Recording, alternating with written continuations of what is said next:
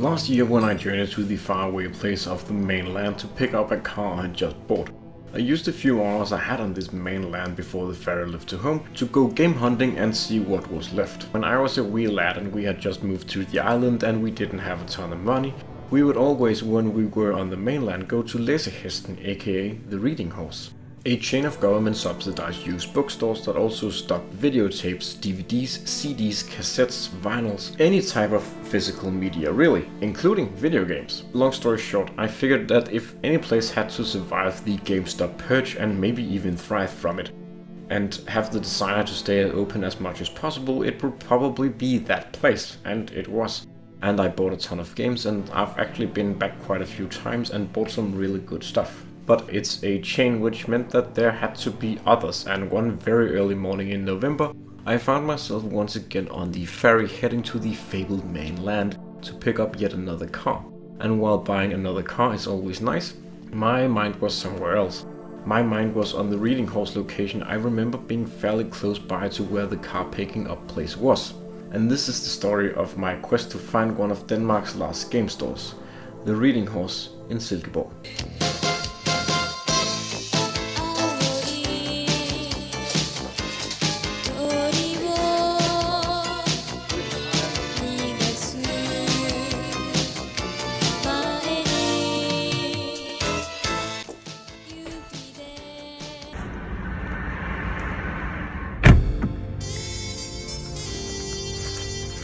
So I got off the ferry and then I drove behind my mother, who was dropping off her old car at the chop shop right here in Frederikshavn, and then she got in my car and we zoomed towards Horsens to pick up the car I had bought for her, a reasonably priced 2018 Citroën C4. We arrived in Horsens, which literally means horse town, a little before 11, and as the clock passed 11 the car was picked up. My mother was happy and she headed north, and I headed towards my true destination, the reading horse in Silkeborg, which is a strange place to drive to when you're on the main motorway in Denmark. In my case, I was in Horsens, so the quickest way to get to Silkeborg was to drive through winding roads up hills, which is weird when you're from a place that's 8 meters above sea levels and you're literally not used to seeing the ground being neither above you or beneath you. And then through small forgotten towns until you reach another motorway, which will take you all of the rest of the way there to Silkeborg. As I was driving through Silkeborg, I made it to the center of the city after a fairly long drive through very slow traffic, but then the GPS kept saying go further, which I did. And then we made it out of the center and out into a residential area, and there I was beginning to dread that the store might not be there, that it might have gotten closed down and demolished, and that a new residential building was built on top of it. And while I was thinking that, I actually drove past the store because the sign is very small and there is no parking. But I made a round trip and parked at the Netto across the street, and there it was, or well, is.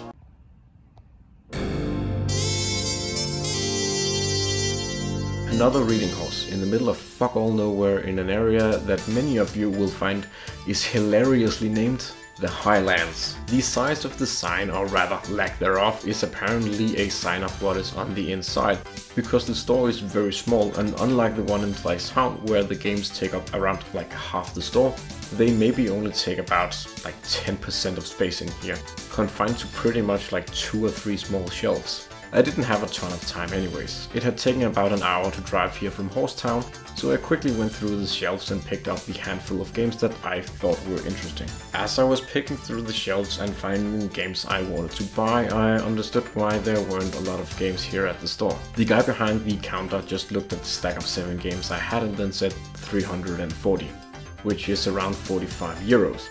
And at those prices for those games, I'm sure that there were once many more games in here, but that they've all simply been sold due to how low the asking price is. Like letting me walk out of here with a White Van Racer, a 200 euro game, for basically nothing. Overjoyed that I had found a game store with great prices and that my trip to the mainland had practically paid for itself since the purchase of an automotive vehicle due to the acquisition of a copy of the hit video game White Van Racer, I literally ran out of the store and skipped back to my car. But aside from a criminally low priced White Van Racer, what else did I get at the store? Let's have a look. City Crisis is a game that I have never heard of and I didn't know what to expect at all, but having seen people like Akiko and Thor High Heels get a blast out of the urban survival simulator genre games on the same platform, I figured that this could maybe be like that, and it's not bad though. It's an arcade rescue helicopter simulator thing. Each mission is flying around the city and rescuing civilians by lowering down a man in a harness and grabbing them, and then putting out the fire that they have been trapped by using a combination of water missiles and a regular water cannon. The missions then get harder and harder, forcing you to start thinking conservatively about your resources, making trip backs to the helipad to drop off survivors when your chopper is full, and prioritizing who to save, and it's all around pretty alright.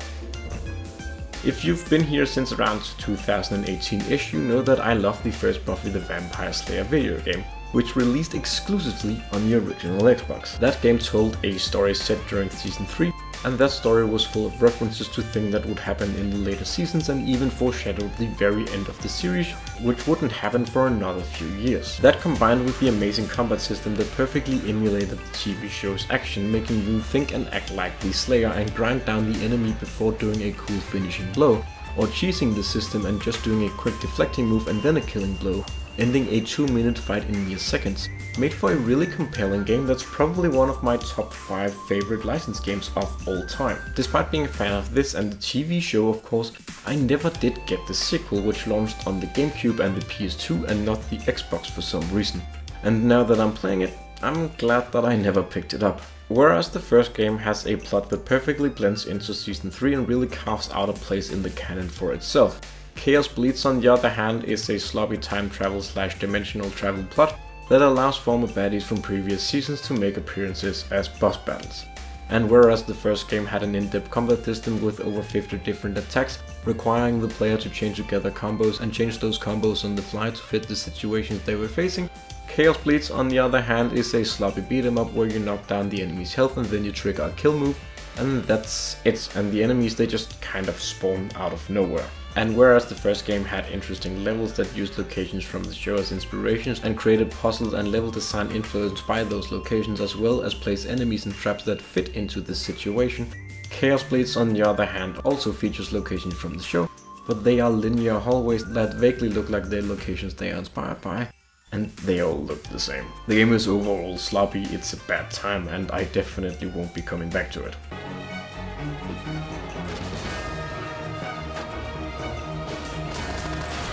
Boney is a game developed by a pre-Halo Bungie and published by a pre-GTA 3 Rockstar. And it's an anime-inspired borderline Ghost in the Shell copycat beat-em up about a purple-haired cyberpunk police lady who discovers a conspiracy threatening the already fucked world that is just a couple of domed cities on Earth, with the remainder of the planet being a desolate wasteland with air that's not breathable. Boney's claim to fame is definitely its interesting combat system, which maps jumps, crouches, punches and kicks to the 4 shoulder buttons, and they can be combined to create a variety of different moves. And while it's always safe to do a slide kick and then repeat that until the enemy dies, there is a real sense of accomplishment to pulling off some very tricky combinations and just taking out 3 heavy armored dudes in one fell swoop. Unfortunately, it doesn't run well on PS2, and I've been spoiled by originally having played this on PC, as it was a pack-in game for a computer magazine in the early 2000s, which I think is how a lot of people originally played the game.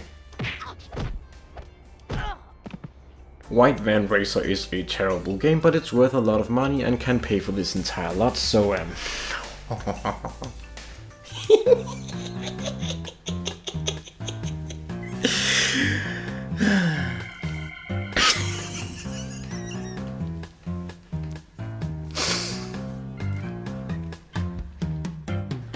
This is why you always check the disc inside your game boxes when you buy anything, both to make sure that there is a disc in it, but also that it's the right disc. I don't blame the guy selling this to me for this. This was my mistake. He just works there.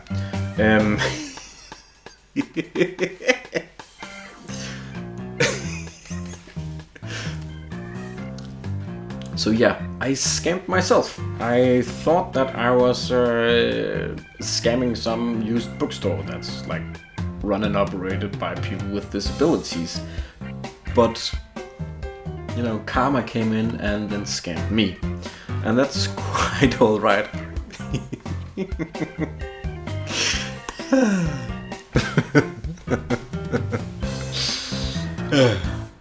That's what I get for being a cocky fucking shit. I got and I deserve it.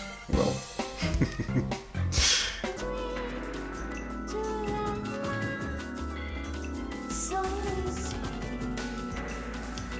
Zone of the Enders is a mecha game produced and or directed by Hideo Kojima, and that means that the introductory cutscene is 10 minutes long and that it still manages to forget to tell the player very vital information about the plot.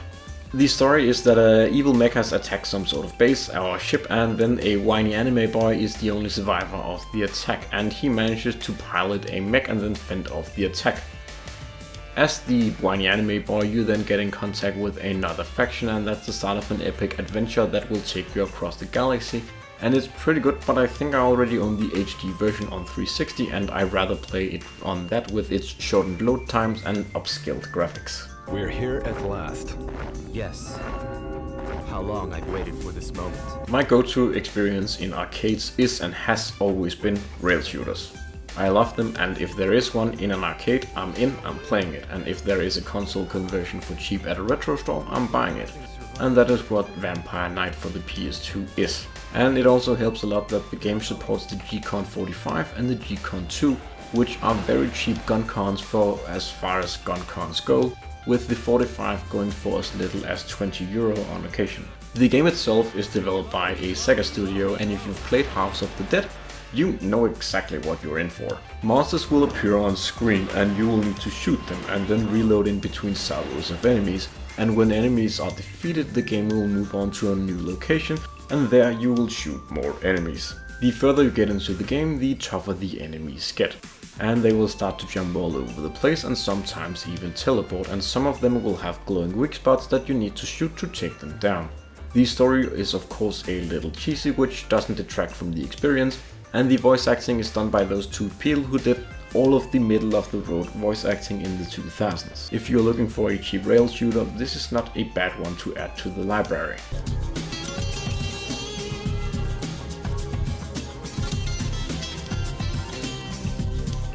And finally I also picked up a couple of OG Xbox games, Transworld Surf and Kelly Slater's Pro Surfer.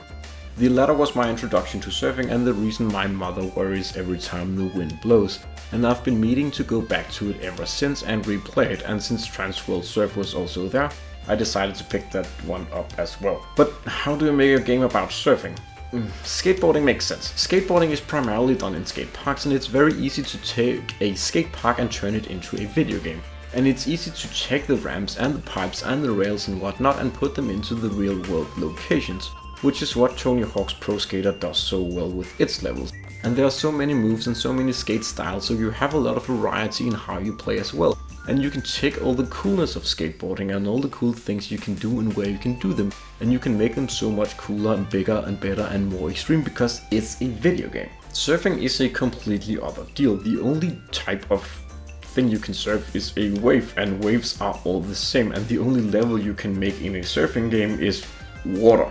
Sure, you can change up the location and change the color of the water, but that's all scenery.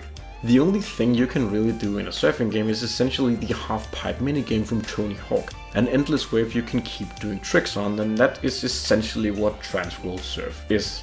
You select surfers from a cast of characters who weren't famous enough to get into Kelly Slater's Pro Surfer, and then you take on a wave and then you surf it and do tricks, and when you're close enough to water or you wipe out, you call a jet ski and then you get pulled back out to sea and do another wave. And it's fine, but it's so fucking far from being anywhere close to as entertaining as a Tony Hawk game is. And I think the people that made Kelly Slater's Pro Surfer understood that very early into development. So while the game is largely the same experience of just surfing an endless wave and doing cool tricks, it's framed as you the player going on a worldwide surf cruise with the best surfers in the world. And also motocross man Travis Pastrana and skateboarder Tony Hawk, as well as a tiki guard and a surf zombie. And you go to these famous surf locations around the world, and when you arrive there's live action footage that explains the history of the location, and we get to see the actual real life surfers from the game attempt to surf there, and it's very cool. That coupled with the fact that there are hours of behind the scenes footage and unlockable mini documentaries makes Kelly Slater perhaps still not a good game, but a very interesting one if you're a surfer.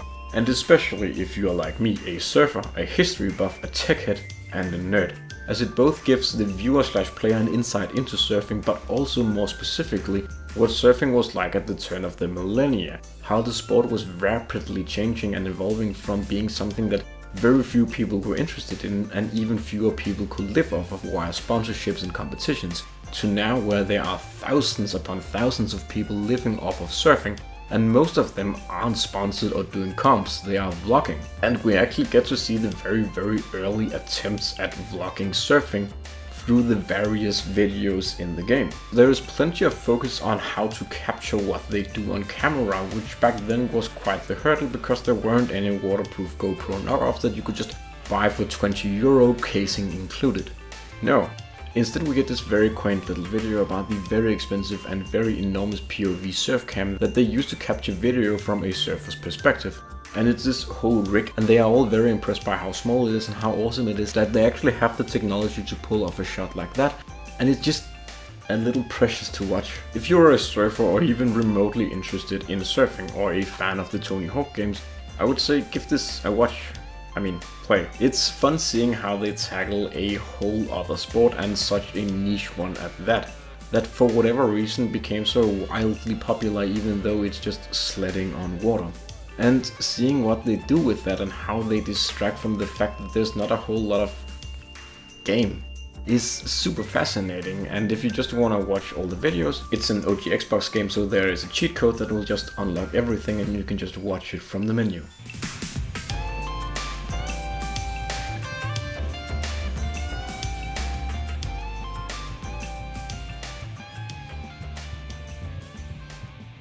So that was the reading horse in Silkeborg. I got 7 games for roughly €45, and was the white van racer an actual white van racer, I would have made quite the deal, but what exactly is everything worth?